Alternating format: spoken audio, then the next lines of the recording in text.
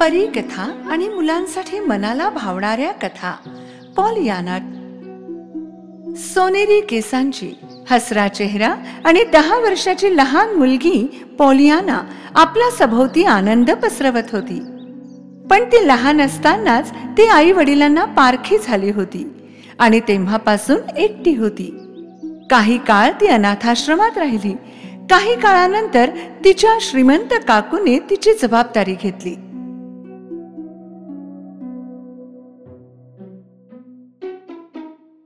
तिच्या काकू पॉलीने तिच्या राहण्याची सोय गच्चीवर केली होती.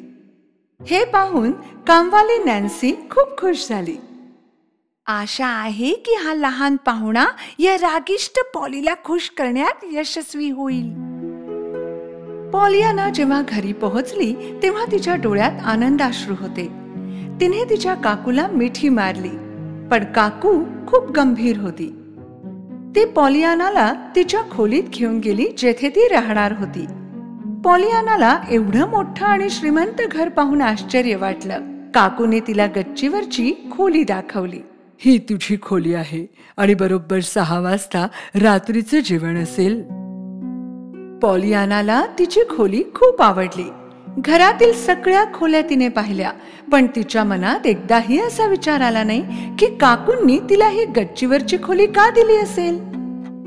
बरोबर 6 वाजता काकूंनी तिला डिनर टेबलवर बोलावलं होतं, पण पॉलियाना अजून आली नव्हती. ही मुलगी कुठे? मी जाऊन तिला बोलवून आणू का मिस पॉली? नको. डिनर नंतर काकू तिच्या खोलीत गेली आणि पाहिलं की पॉलियाना तिच्या खोलीत नव्हती. ती लगेच बागेत माळ्याला सांगायला गेली की ती घरात नाहीये.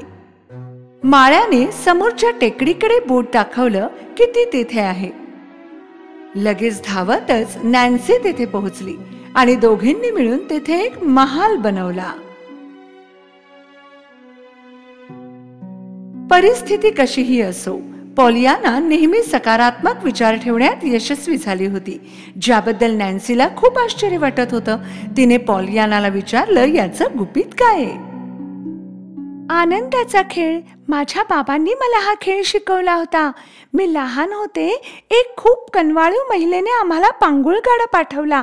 जेव्हा मी कारण विचारलं तेव्हा ती म्हणाली, हा डोळ्यासमोर राहील आणि आम्हाला जाणीव होईल की आम्हाला याची गरज नाही आणि आम्ही आनंदात राहू.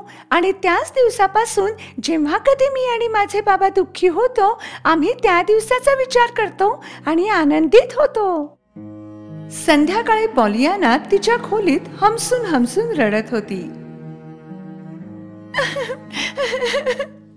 माझे बाबा जे स्वर्गातील दूतांसोबत राहत आहेत, मला माहितीये की तुम्ही आपला खेळ खेळण्याचा प्रयत्न करत आहात, पण जर तुम्ही एका गच्चीवरच्या अंधाऱ्या खोलीत स्वतःहून अडकला असाल तर इच्छा असूनही आनंदित होऊ शकत नाही. दुसऱ्या दिवशी पॉलियाना खाली बागेत गेली आणि तिने आपल्या काकूला मिठी मारली.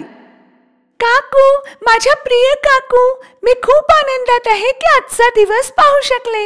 आपण शुभ सकाळ असं म्हणतो का? असं बोलून काकू वळून तेथून निघून गेली. दुरून त्यांना पाहत असलेल्या माळ्याचे डोळे भरून आले. तो पॉलियानाच्या जवळ गेला आणि म्हणाला की ती अगदी तिच्या आईसारखी दिसते. आणि माळ्याला माहित होतं की तिच्या आईने तिला आनंदी केलं होतं. जसजसे दिवस सरत गेले, पॉलियानाचं आयुष्य त्या घरात चांगलं सरू लागलं. ती सकाळी नाश्ता करायची, त्यानंतर काकू सोबत तिचा होमवर्क करायची.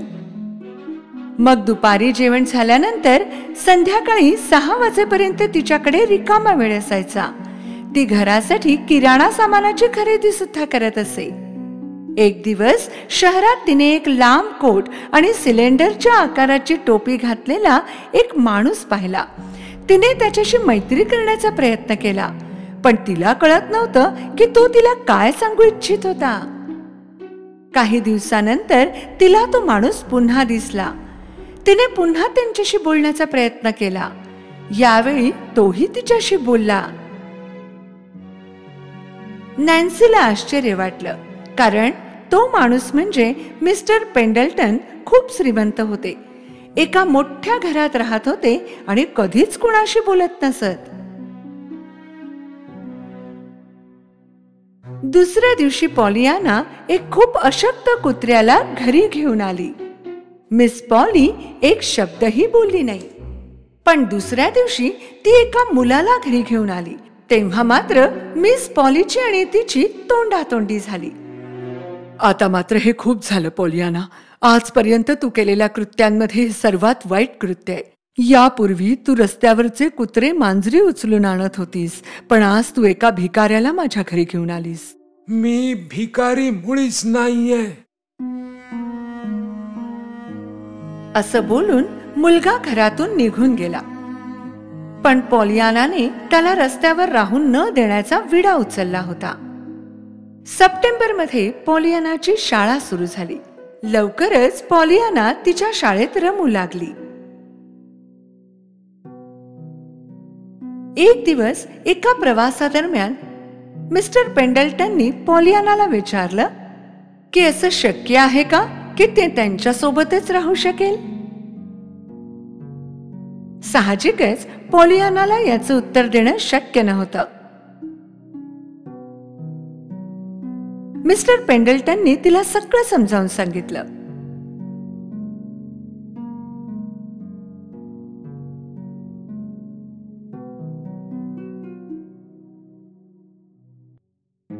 त्या दिवसानंतर पेंडल्टन नेहमी त्यांच्या सभोवतालच्या जगाशी नाराज राहत होते. पण पॉलियाना अगदी तिच्या आईसारखी दिसते, म्हणूनच आज ते सुद्धा जगाकडे सकारात्मक दृष्टिकोनातून पाहू शकत होते. म्हणून जर पॉलियाना प्रत्येक क्षणी त्यांच्याजवळ राहिली तर त्यांच्या जगण्याला एक हेतू मिळेल. माझ्या सोबत ये, आपण एकत्र सुखात राहू. तू मला वडिलांप्रमाणे मानू शकतेस आणि मी तुला माझी मुलगी मानेन. पण तिच्या काकूंनी हे दाखवलं जरी नसलं तरी तिला माहित होतं की ती तिच्यावर खूप प्रेम करत होती आणि ती काकूपासून लांब जाऊ इच्छित नव्हती. तिला हे कळत नव्हतं की ही गोष्ट मिस्टर पेंडल्टनला कशी सांगावी. शेवटी तिला एक उपाय सापडला. तिची इच्छा होती की मिस्टर पेंडल्टनने जिमीला सोबत ठेवावं. ज्या मुलाच्या मावशीने त्याची जबाबदारी घेण्यास नकार दिला होता. तिला वाटलं की अशा प्रकारे मिस्टर पेंडल्टन आणि जिमी दोघेही आनंदी राहू शकतील आणि पॉलियाना पण त्यांना हवं तेव्हा भेटायला जाऊ शकेल. मिस्टर पेंडल्टननी त्यांना पुढल्या आठवड्यात सोबत यायचं निमंत्रण दिलं. पण काही दिवसानंतर एक खूपच दुर्दैवी अपघात झाला. एका कारने पॉलियानाला धडक दिली. दवाखान्यात दुसऱ्या दिवशी डोळे उघडल्यावर पॉलियाना आनंदात होती की ती अजून जिवंत आहे. तिला तिच्या काकूने अंतर द्यायला नको होतं. ती काकू सोबत त्या सुखी क्षणांसाठी खूप खुश होती जेव्हा काकू तिला प्रिय हाक मारत असे.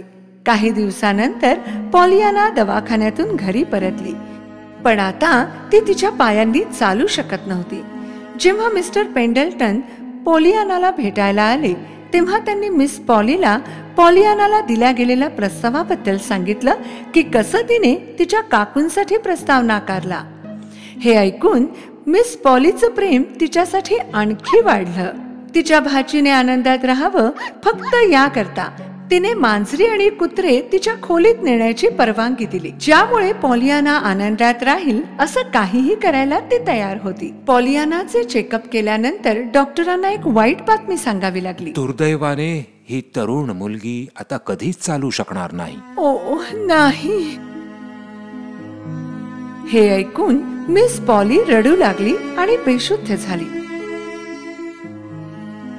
आपल्या काकूंचा आवाज ऐकून पॉलियाना जोरजोरात रडू लागली. आता सगळे हे दुःखाचे दिवस सरण्याची वाट पाहत होते. प्रत्येक जण तिच्यासाठी अश्रू गाळत होता. पॉलियानाने जो कोणी तिला भेटायला येत असे त्याला आनंदाच्या खेळाबद्दल सांगायला सुरुवात केली. पॉलियानाला आनंदात ठेवण्यासाठी मिस्टर पेंडल्टनने जिमीला दत्तक घेण्याचा निर्णय घेतला.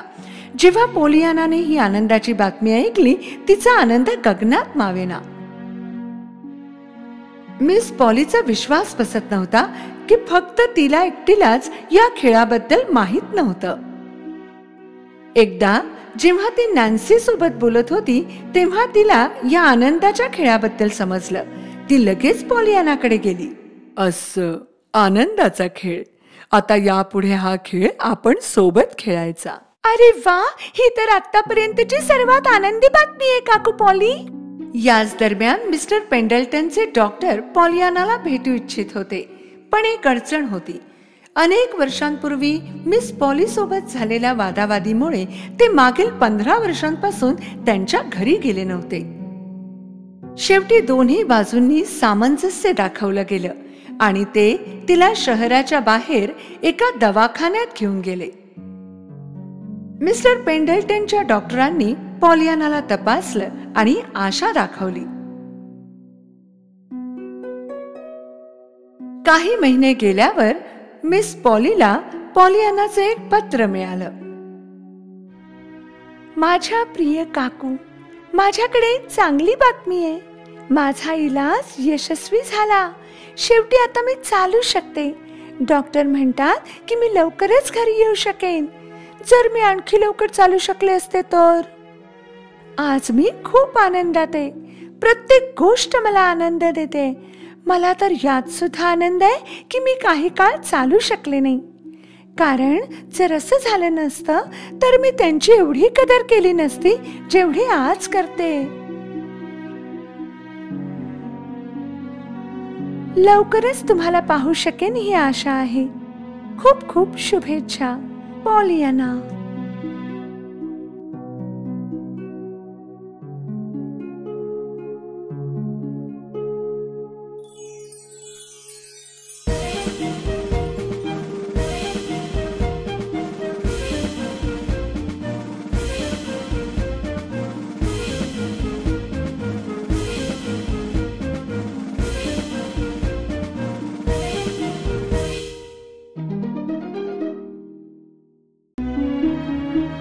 स्नो व्हाईट आणि शिकारी.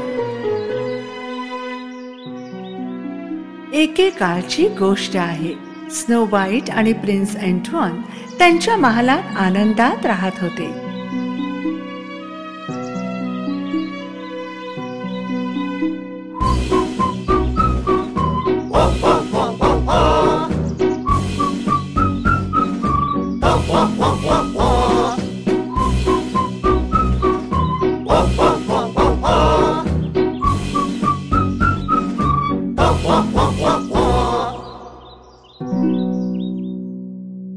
एक दिवस एस बुटका स्नो व्हाईट कडे आला. राजकुमारी स्नो व्हाईट, मला तुम्हाला काहीतरी महत्वाचं सांगायचंय. सांग ना माझ्या मित्रा, तुला काय हवं? आम्ही सगळे खाणीतून परत आलो आणि आराम करायला आमच्या खोलीत गेलो तेव्हा आम्ही एक विचित्र आवाज ऐकला. मला मदत करा. आम्ही सगळे पाहायला गेलो. आम्ही एका लांब निमुळत्या बोळातून निघालो, काही पायऱ्यांच्या खाली, आणि आम्ही पाहिलं. तुम्ही काय पाहिलं एस? एक काळ कोठडी, आणि त्या काळ कोठडीमध्ये एक शिकारी. खरंच? तो शिकारी असावा ज्याने माझा जीव वाचवला होता. त्या दुष्ट हेलाने त्याला काळ कोठडीत टाकलं असावं, कारण त्याने तिची आज्ञा पाळली नाही.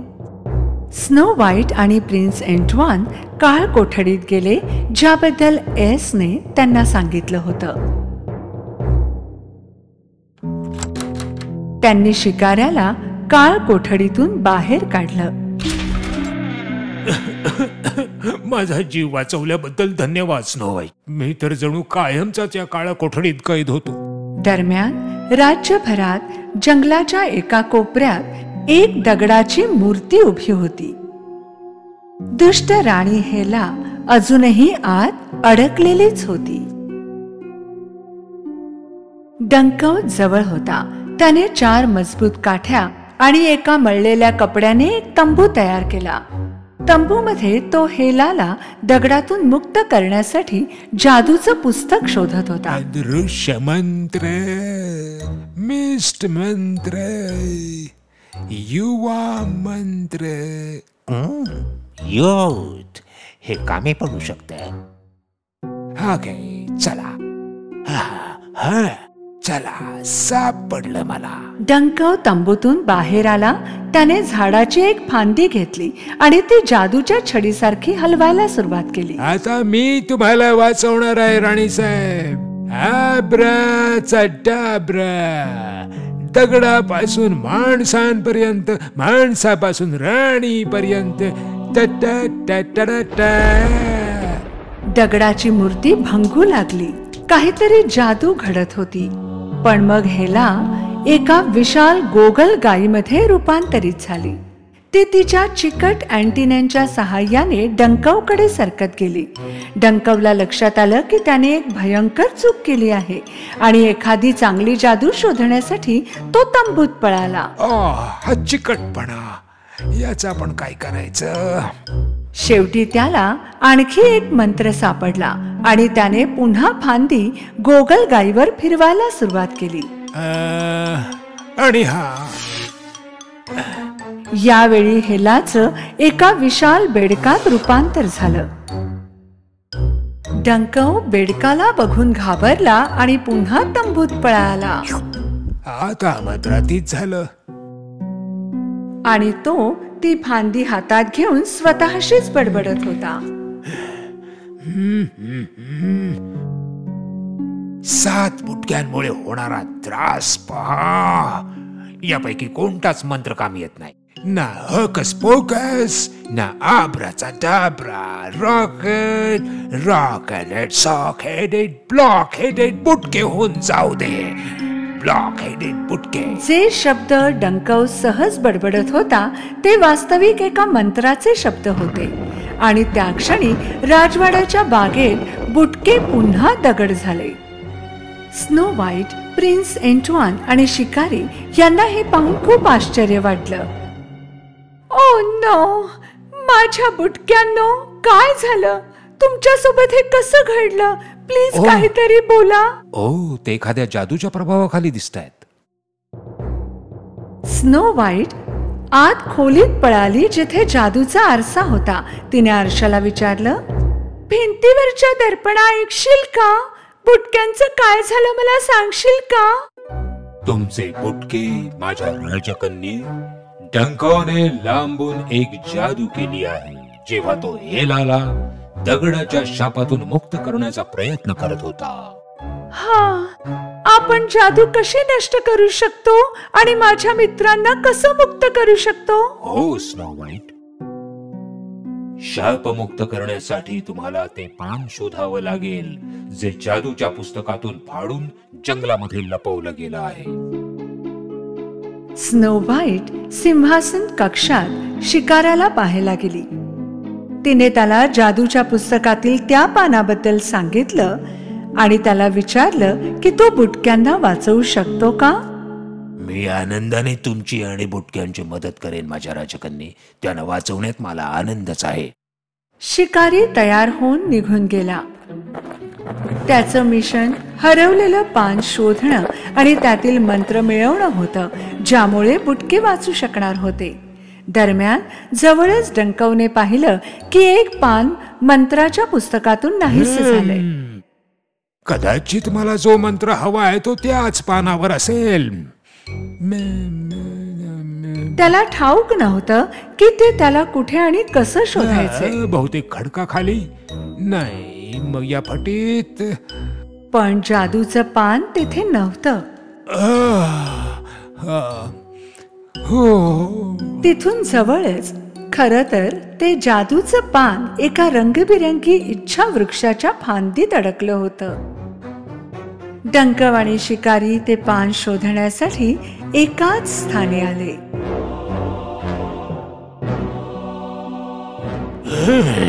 दोघांनी एकमेकांना पाहिलं.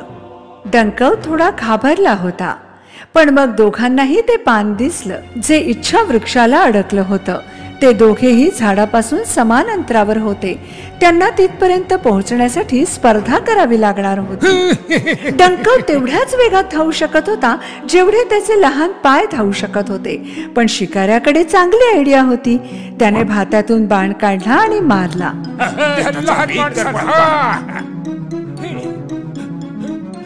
डंक एवढा वेगात होता की बाण त्याच्या मागे राहिला होता, पण त्याने त्याला एवढं विचलित केलं की त्याला मार्गातले दगड दिसले नाहीत.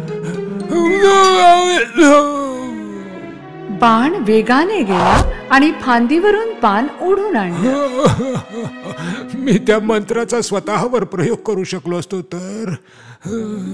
डंक पुन्हा हरला आणि शिकारी जादूचं पान घेऊन राजवाड्यात परत आला. स्नो व्हाईटने शिकाऱ्याकडून ते पान घेतलं आणि बुटक्यांच्या खोलीत गेली. दगडांचा बनला आहे, फार उंच नाही. बागेतल्या मूर्त्या आहेत, त्यांना सर्व पाहतात. मी हा मंत्र पुन्हा पुन्हा उच्चारत आहे, त्यांच्यावर लागलेला शाप नष्ट करत आहे. दगडांचे बुटके हळूहळू तुटू लागले आणि मग एक एक करत सर्व शापातून मुक्त होऊ लागले. आधी एस, मग silly, shy, angry, jolly, curious आणि लेझी. आम्ही मुक्त झालो आहोत. धन्यवाद माझ्या राजकन्ये. आणि धन्यवाद शिकाऱ्यालाही. आम्ही दगडासारखे झोपलो कारण आम्ही दगड झालो होतो.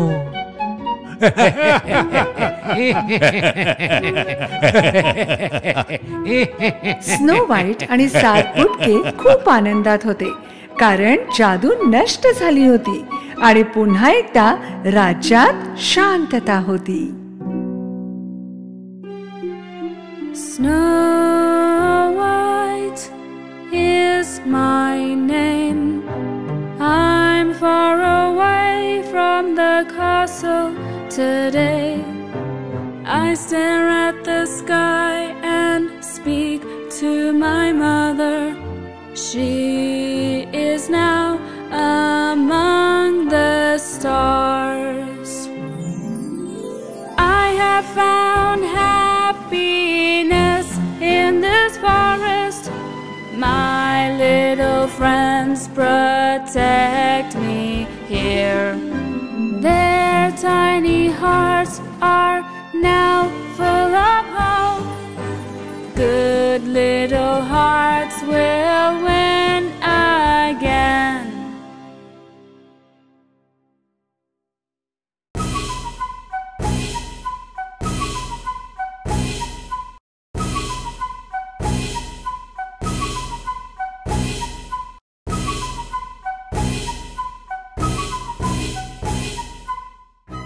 वर्षांपूर्वी एक मुलगी होती हायडी नावाची.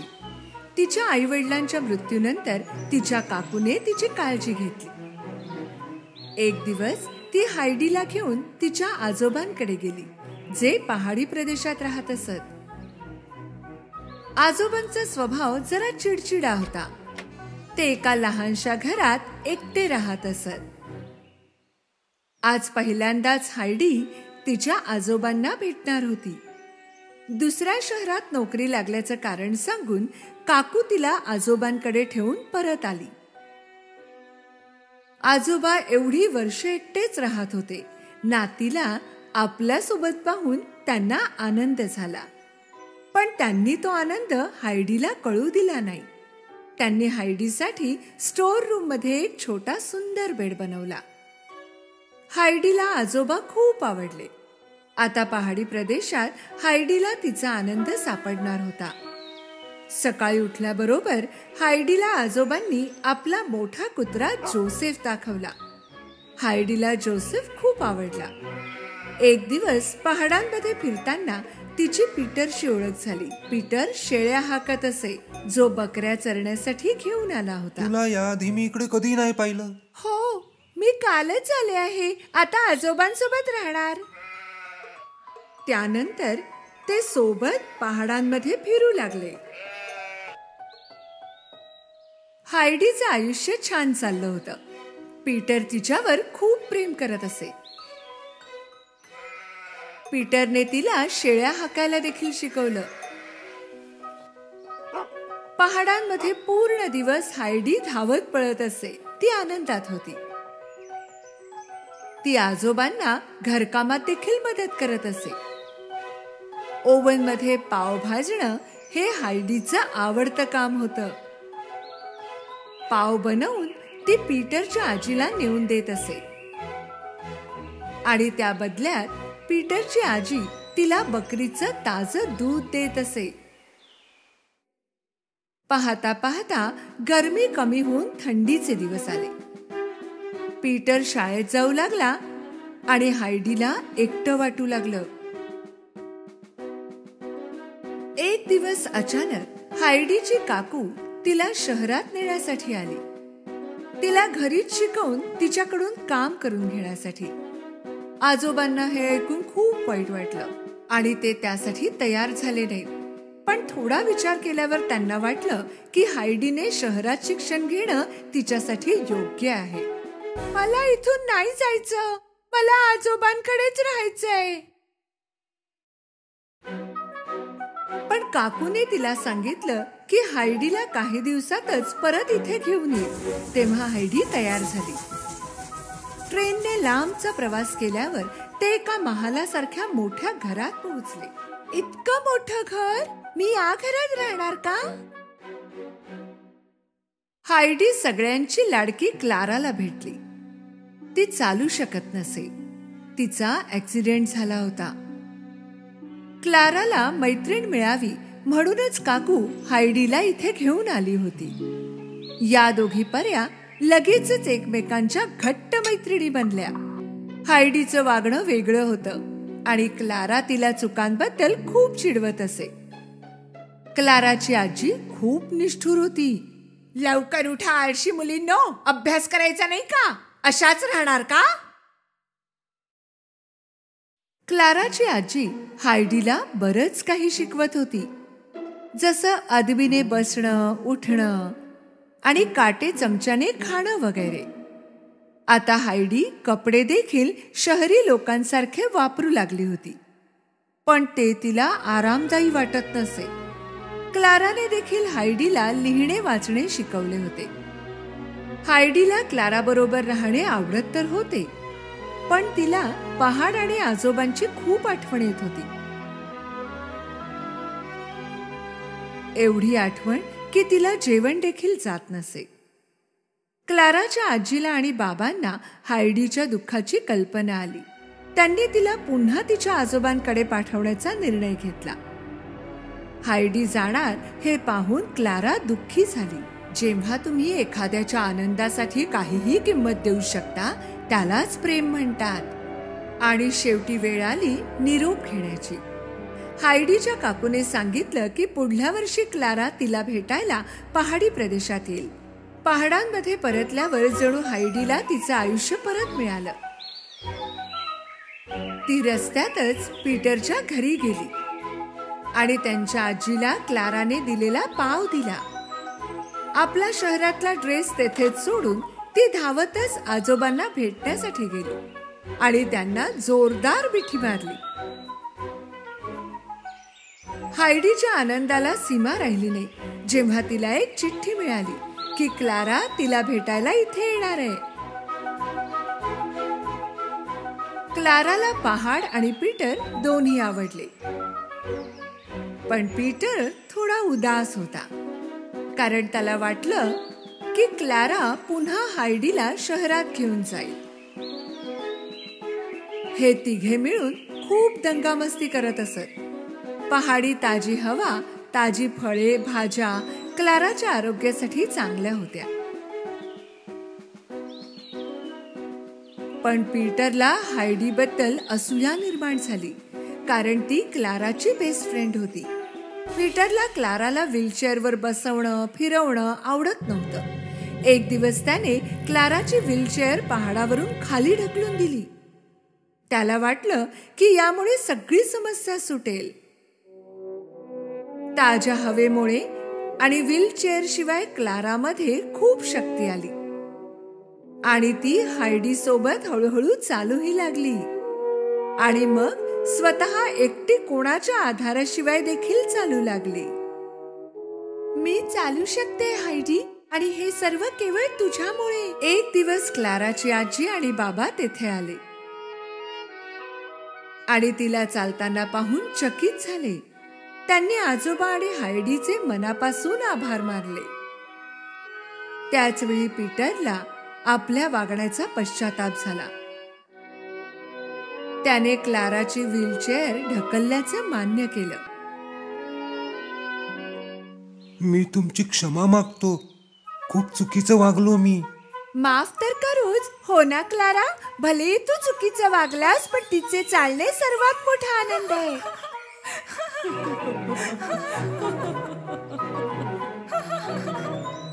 सगळे आनंदाने हसू लागले. क्लारा आणि तिच्या कुटुंबाने पुढल्या वर्षी पुन्हा येथे येण्याचं वचन दिलं आणि ते सगळ्यांबरोबर नेहमी आनंदात राहिले.